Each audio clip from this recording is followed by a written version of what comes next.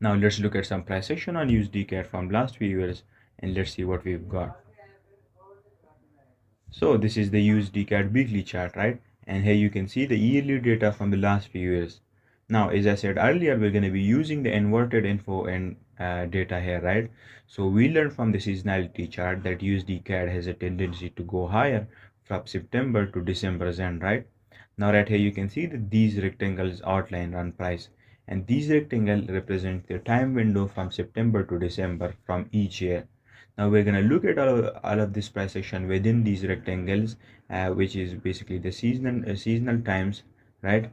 And we'll see if that seasonality for USD CAD stays true or not, right? And how you could have used seasonal tendency to help you with time and your higher time frame analysis. So first off, right here we've got this rectangle which represents the time window from September to December of 2009 outlined here, right? We learned that seasonally USD CAD has a tendency to go higher during this particular time. So now we'll see if that stays true and how often we go higher. And you can clearly see right here during these particular time and these particular months, USD CAD did indeed go higher and found bullish price action, just as the seasonality chart had told us, right? So you can see that it stayed true right here, and you could have used seasonal tendency, which would have given you the right direction for USD CAD during this time. Now remember, we are just using it alone here, right? We haven't even integrated the other concepts with it yet, right? And just for the sake of this part of the chapter, I'm explaining it alone. So just imagine when we integrate the other concept with it as well, and then imagine how much your accuracy is going to increase and how much is going to be, right? So you can see right here, just because of seasonal tendency, you could have been bullish here and you could have looked for long-term bullish swing and bullish swing trades here, and that would have worked out perfectly for you. Next up we've got is this one. You can see price kind of ranged here and had this up move for small time, but overall the price direction was to the downside during this time of the year, which means that it did not follow the seasonal tendencies. But remember, you wouldn't use this alone, right? If you had used the other concepts, then you would have seen that price was indeed in a bearish order flow and structure. That's why it only offered a small upside swing in the overall direction was bearish, and you could have avoided it if you had used the other concepts, right? Next up we've got is this price action right here from September to December, right? And you can see again price formed lower price action, which mean it did not follow the seasonality. But right here next year you can see that during this time window price went higher and formed higher prices and bullish price action, right? What you can also see right here is that at the start of the seasonal time window from September to December, we had a turtle soup, and after that turtle soup happened, we kept going higher, right? That initiated this expansion move higher. In the same manner, even next year from September to December, price followed the bullish seasonal tendency for this particular time for USD CAD and formed higher prices. Similarly, next year as well, we formed higher prices and had bullish price action, right? So right here you can see that throughout 8 years in worth of data, and out of these 8 years, price for 6 years successfully formed higher prices and respected the bullish seasonality, right? And followed the bullish seasonal tendency for USD CAD at these time windows, right? Now the two times it did not, you could have avoided it by integrating it with key levels, daily ranges, and so on, and that would have increased your accuracy even more. But you can see out of these 8 times that we just checked, this data that we just checked, just because of seasonal tendency, without using anything else, you could have been right 6 of the times about price, and you could have expected higher prices just because of seasonal tendencies, right? Now moving on, here we got the next few years data, a few years of data for USD CAD, and we're gonna see the same time window of September to December, and we're gonna see if price did follow the bullish seasonal tendency for USD CAD or not. Now we know that USD CAD is predisposed and prone to go higher from September to December according to the seasonal chart, right, in the seasonality data. And again, now let's see if that holds true.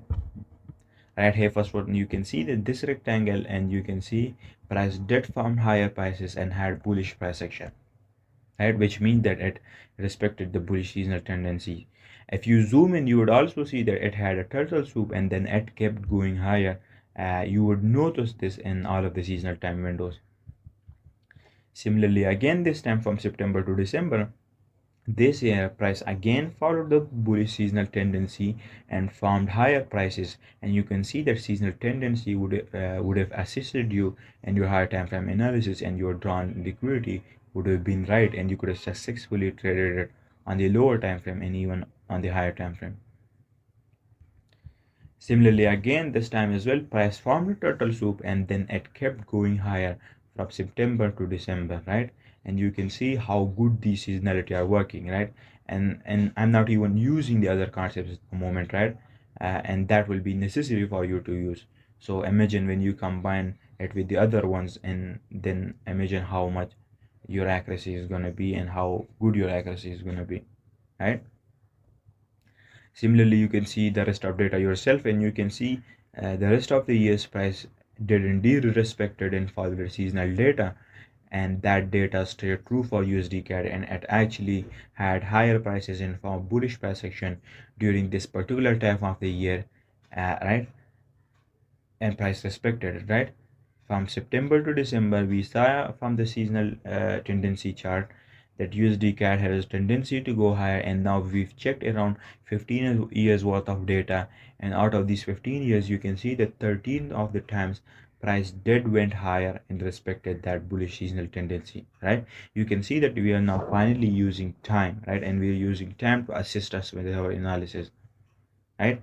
And now at that time, for now you can see that this is just for the higher time frame, but once we learn all of this, then I'm going to show you how you could do this even on the lower time frames in later levels of CPI, right? Moving on, and next one we've got right here is the Aussie dollar seasonal chart, and again we've got the same framework, but this time you can see that the data is from the last 20 years, right?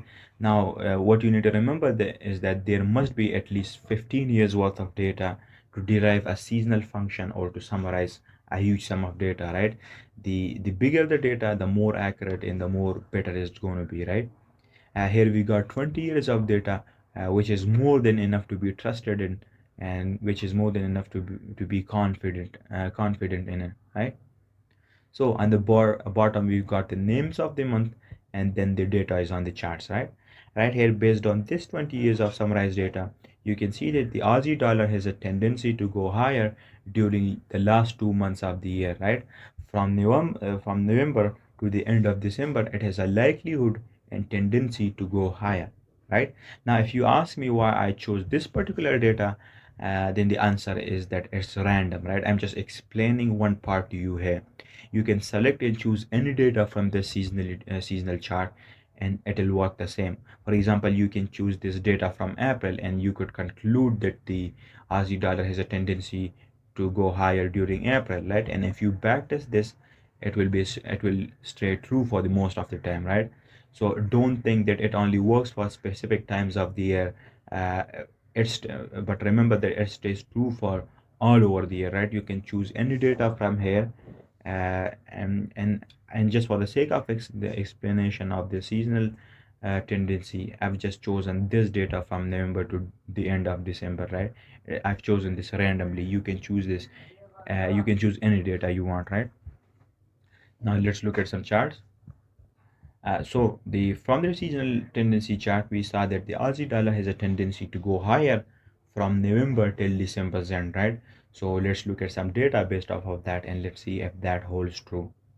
So you can see these rectangles again, and these rectangles represent the data from November to the end of December each year for the last few years for the Aussie dollar, right? So let's see.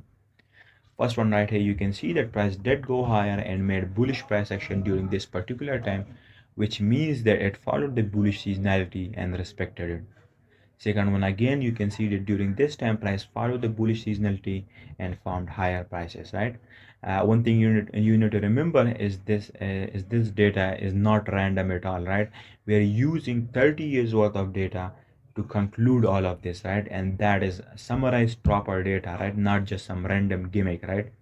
So remember that price always follows a rhythmic sequence every time, and there's logic behind every move that price makes throughout the year, right? Now again this time you can see inside this rectangle from November to December, price again formed higher prices and respected the bullish seasonal tendency.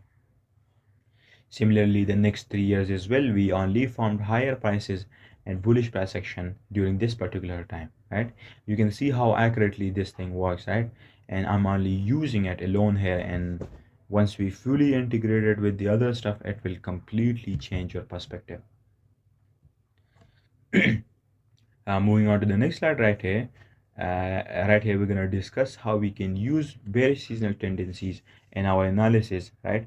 We already discussed how to use the bullish ones, and now we're going to discuss the bearish ones here. Right here you can see that the DXY or USD seasonal chart, you can see that this is the summarized data for the last 30 years for dollar or DXY, right? And you can see that each month USD followed a specific theme and pattern here with specific characteristic each time, and you can see the average of all of that 30 years worth of data on this chart right here, right? You can see the average. You can see that from January to March ends, it usually forms higher prices. Usually USD or DXY tends to form higher prices from January to March, right? Which means that if the dollar forms higher prices, then the other pairs like Euro USD or GBP USD will form lower prices, right? So if you are trading Euro USD or GBP USD, then you're going to be using the inverted information from here, right? So here it shows that the dollar from higher prices from January to March, which means that on EU it will form lower prices, right? Now moving on, right here you can see this Euro USD weekly chart, right? And these rectangles represent the first 3 months of each year from January to March, right? And we're gonna check this data inside these rectangles, and we're gonna see if price does actually follows the bearish seasonality. And right here, the first time window and price action inside this rectangle, you can see that price did consistently form lower price action from January to March, right? Similarly, next year as well, Euro USD again formed lower prices and bearish price action, which means that it followed the bearish historic seasonality, right? Similarly, the next few years again it followed the same theme and rhythm and kept making lower prices during this particular time of the year, right? And respected the bearish seasonality. This is how you know when and where could a particular pair form particular price action, right? You can see that we are finally integrating time, right? We are using time to see when can we form bearish price action or bullish price action. Now, now during this time of the year, you can be cautious around price, right? Inside these rectangles or from January to March, and you should only look for bearish trading ideas and framework, right? And if you can successfully manage that and successfully integrate it with the rest of the concepts, it will help you a lot, and it will really assist you in your trading and your higher time frame analysis, right? Seasonal tendency will make sure that you never end up on the wrong side of the market side. That is what it will do. So whenever you are doing your higher time frame analysis, make sure to use seasonal tendencies for your respective pair, and then that will guide you to make more informed and accurate decisions. Now moving on to the next part of chapter, here we'll discuss how we can combine seasonal tendencies with the other concepts to make much more informed and accurate decision, and how we can actually incorporate them together to have a higher margin of accuracy and precision, right? So first one we've got right here is for bullish trading ideas, right? We're going to discuss how we're going to use bullish seasonal tendencies or seasonal or historic tendencies to generate or produce bullish trading ideas, right? And support our long trades. So the first protocol is that combine bullish supporting ideas like higher time frame key levels, dealing ranges, market profiles, and so on during bullish seasonal tendencies, and it will outperform everything else, right?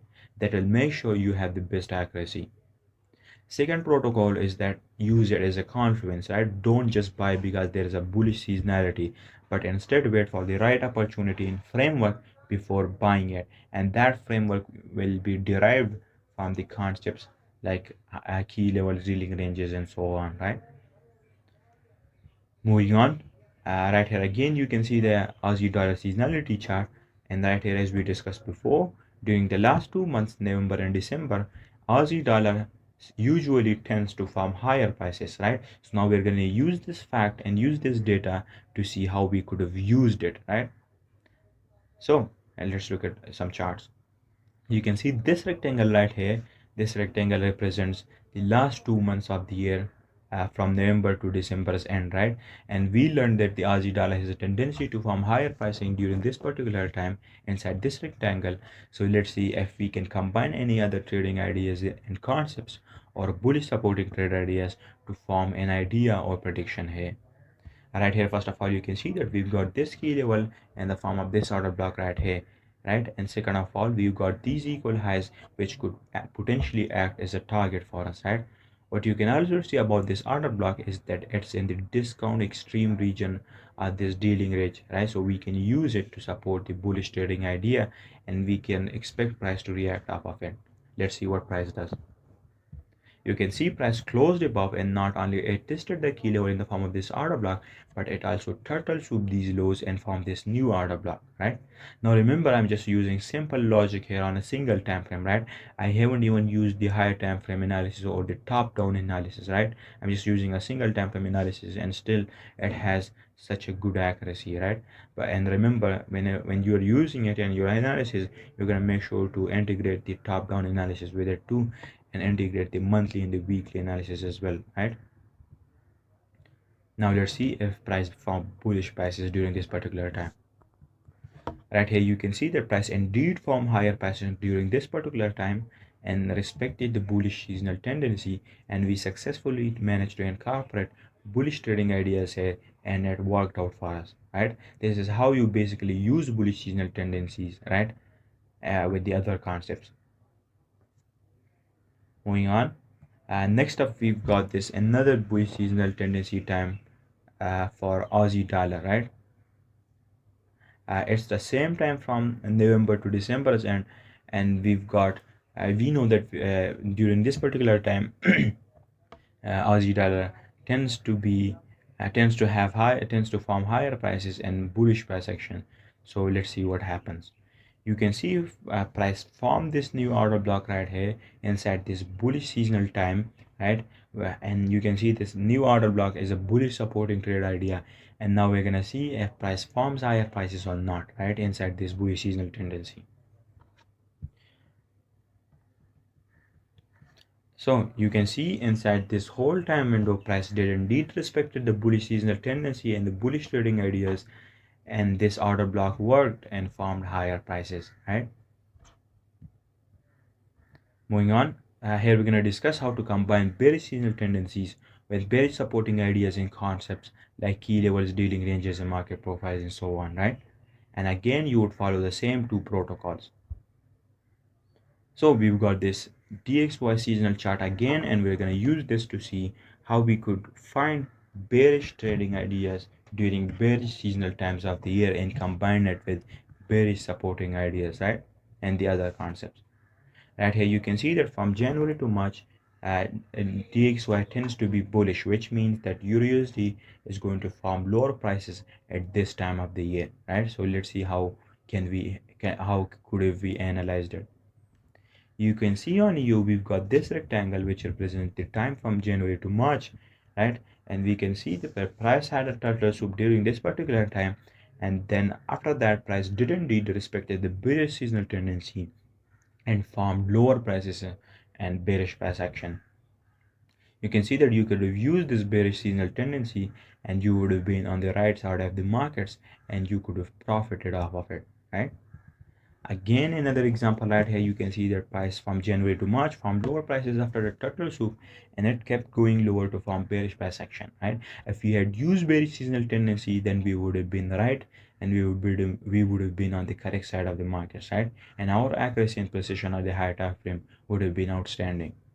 This is how you use seasonal tendency to act as a confluence is a major confluence in your whole higher time frame analysis, how you can use it to gain a great deal of conviction in your analysis, right? First of all, we're going to discuss the time aspect for the higher time frame here, and then we're going to keep moving lower to the lower time frame and discuss the time aspect for all of the time frames, right? And then after going through level 3 and 4, you're going to have finally cracked the time aspect of the charts, and your whole perspective would be completely changed, right? You can not only use seasonality for higher or lower prices, but also you can use it as a filter as well, because you can see on the seasonal chart that certain times of the year price forms a range and a ranging profile, right?